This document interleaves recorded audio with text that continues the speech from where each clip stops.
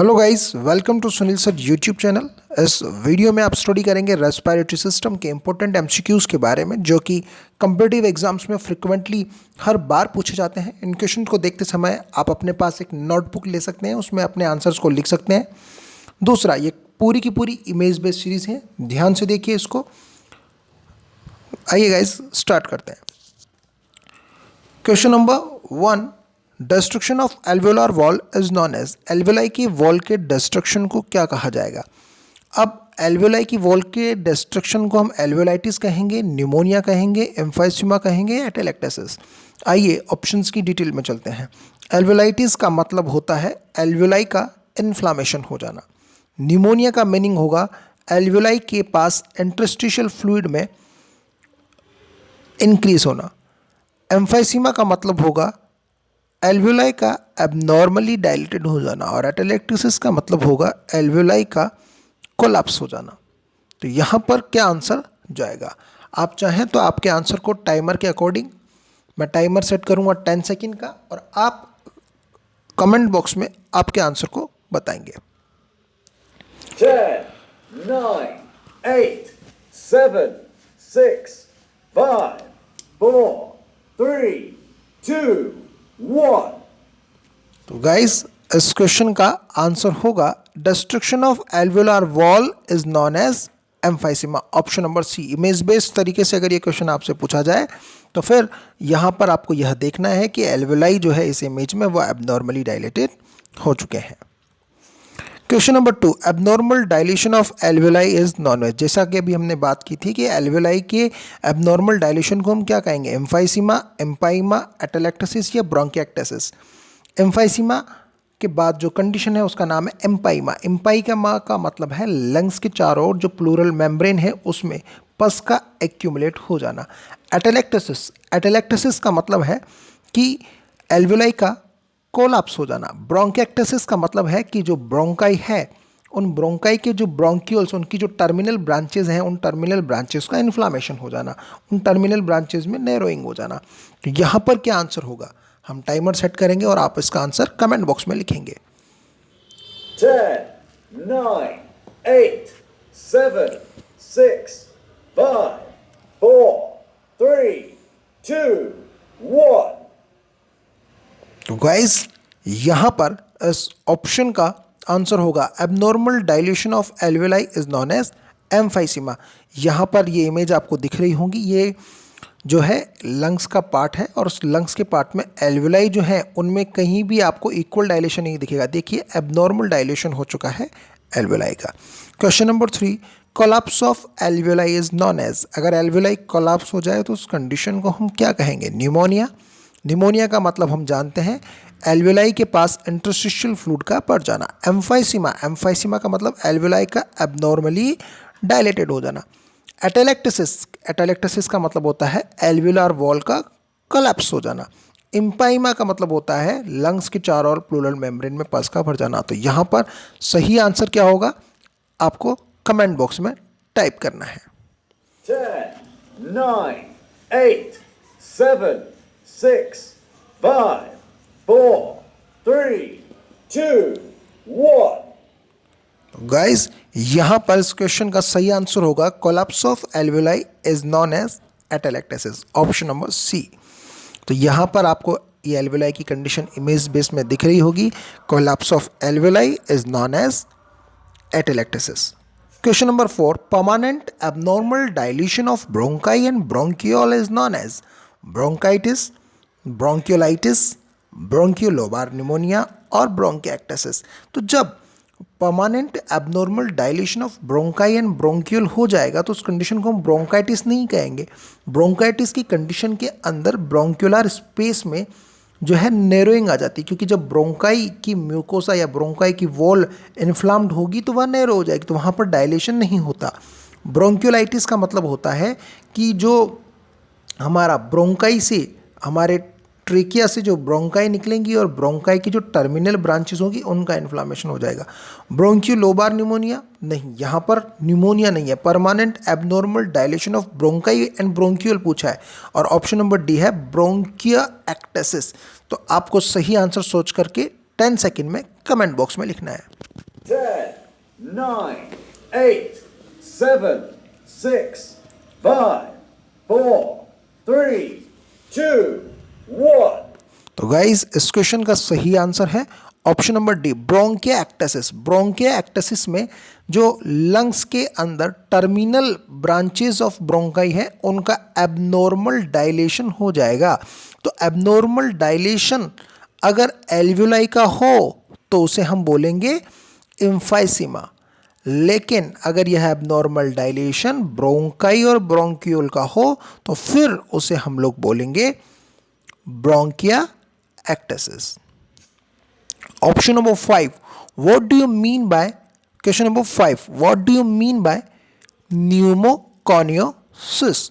Very important question है guys कि pneumoconiosis क्या होता है? A lung disease caused by autoimmunity. A lung disease results in barotrauma. A lung disease result in carcinoma of larynx. A lung disease caused by habitual inhalation of irritant. अब यहाँ पर न्यूमोकॉनियोसिस नाम की एक टर्म के बारे में पूछा है। A lung disease caused by autoimmunity नहीं है, लंग्स में बहुत कम ऑटोइम्यून डिजीज होती हैं और यह कोई ऑटोइम्यून डिजीज नहीं है। Option number B, lung disease result in barotrauma. Barotrauma जो है वह मैक्सिमम मेनली जो है वेंटिलेटर वाले केस में होगा या फिर हम लोग कहें कि न्यूमोथोरिक्स वाले केस में होगा, लेकिन न्यूमोकॉनियोसिस इसका यहाँ पर कोई रिलेशन नहीं है। Option number C, lung disease result in carcinoma of larynx. Larynx के कार्सिनोमा और न्यूमोकॉनियोसिस का बहुत दूर का रिलेशन है, it's a occasional relationship. And last option, a lung disease caused by habitual inhalation of irritant. Irritant का अगर कोई पर्सन लगातार इनहेलेशन करे उसकी वजह से कोई डिजीज हो जाए। तो आपके पास 10 सेकेंड का टाइम है और आप अपना आंसर कमेंट बॉक्स में लिखिए। 10, 9, 8, 7, 6, 5, 4, 3, 2, 1. तो गाइज यहां पर इस क्वेश्चन का आंसर होगा option number D, a lung disease caused by habitual inhalation of irritant. यानी कि कोई पर्सन अगर लगातार लंबे समय तक इरिटेंट्स को इनहेल करता रहे तो उसकी वजह से उसके लंग्स में एक डिजीज़ हो जाती है जिसे हम कहते हैं न्यूमोकॉनियोसिस। आपने नाम सुना होगा फॉर एग्जांपल सिलिकोसिस, सिलिकोसिस का नाम सुना होगा आपने। दूसरा आपने नाम सुना होगा फॉर एग्जांपल एंथ्रेकोसिस। एंथ्रेकोसिस यानी कि सिलिकॉन का अंदर जाना, अल्कोहल का अंदर जाना, कॉटन डस्ट का अंदर जाना, शुगर डस्ट का अंदर जाना। तो इस प्रकार से जितने भी हम इरिटेंट को इनहेल करते हैं उनकी वजह से लंग्स में जो डिजीज़ हो जाएगी उसे हम कहेंगे pneumoconiosis. Question number 6, confirmatory test for pneumonia. Pneumonia के लिए कन्फर्मेटरी टेस्ट होगा एक्सरे। किसी पर्सन को न्यूमोनिया हो गया है इसका मतलब यह है कि लंग्स जो है उन लंग्स में फ्लूइड का एक्स्ट्रा कलेक्शन हो गया है। ऐसे कंडीशन में अगर हम उसका कन्फर्मेटरी डायग्नोसिस करें कि न्यूमोनिया है या नहीं है तो होगा एक्सरे, यूएसजी, सीटी, MRI chest and sputum culture and microscopy. तो न्यूमोनिया को देखने के लिए जब हम एक्सरे करवाएंगे तो एक्सरे में भी लंग्स के अंदर इंटरस्टिशियल फ्लूइड का एक्स्ट्रावेसेशन दिखाई देगा, लेकिन वह कंफर्म नहीं कर सकता है। ऑप्शन नंबर बी होगा यूएसजी। चेस्ट के केस में यूएसजी कर पाना थोड़ा मुश्किल है। सीटी एंड एमआरआई चेस्ट, यहाँ पर सीटी और एमआरआई का फ्लूइड के कलेक्शन से ज़्यादा रिलेशन नहीं है। Option number D, sputum culture and microscopy. Lungs में किस प्रकार का माइक्रो ऑर्गेनिज्म गया है, किस माइक्रो ऑर्गेनिज्म की कॉलोनियल ग्रोथ कितनी हो चुकी है, कौन से माइक्रो ऑर्गेनिज्म की वजह से लंग्स में निमोनिया हुआ है, यह देखा जा सकता है स्पुटम कल्चर और माइक्रोस्कोपी से। आपके पास 10 सेकेंड का टाइम है और आप इसका आंसर दे सकते हैं। 10, 9, 8, 7, 6, 5, 4, 3, 2, 1. तो wise confirmatory test for pneumonia का सही आंसर है option number D, sputum culture and microscopy is confirmatory test for pneumonia. Question number 7, most common clinical sign of pulmonary embolism.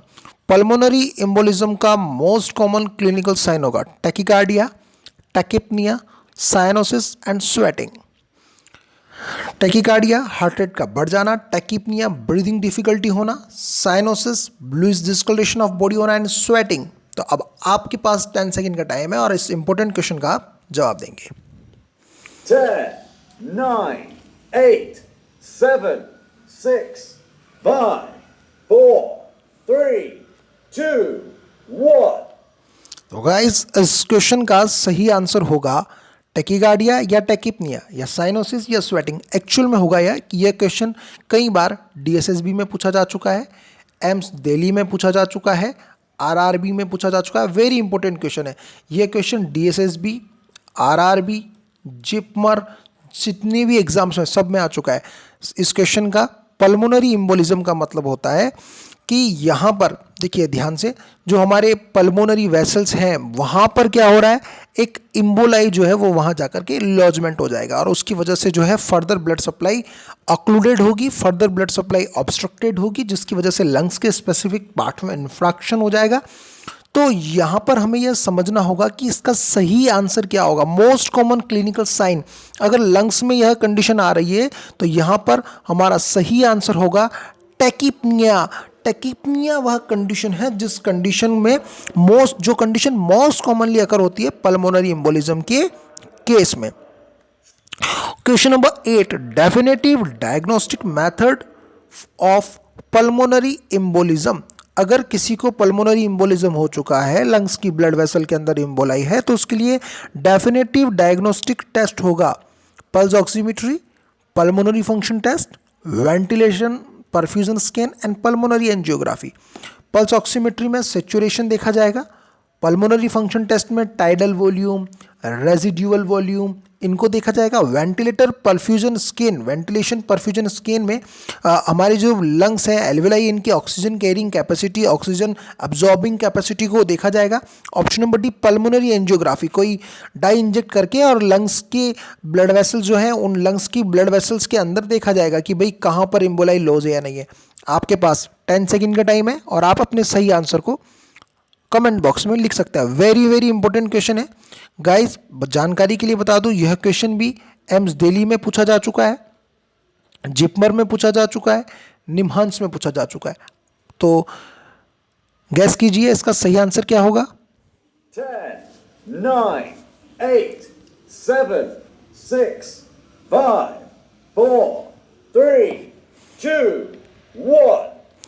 Definitive diagnostic method of pulmonary embolism. Pulmonary embolism का definitive diagnostic जो method है definitive diagnosis करने का, वह होगा pulmonary angiography. Pulmonary angiography जब की जाएगी तब लंग्स की जो भी ब्लड वेसल्स हैं उन ब्लड वेसल के अंदर जहाँ भी एक्लूजन है वो दिखाई दे जाएगा। तो यह इमेज जो आपको दिखाई गई है वह पल्मोनरी एंजियोग्राम है। Question number 9, barrel chest seen in atelectasis, emphysema, bronchitis and bronchiolitis. Atelectasis की कंडीशन के बारे में आप जानते हैं, एम्फाइसीमा के बारे में, ब्रोंकाइटिस और ब्रोंकियोलाइटिस के बारे में। तो गैस कीजिए।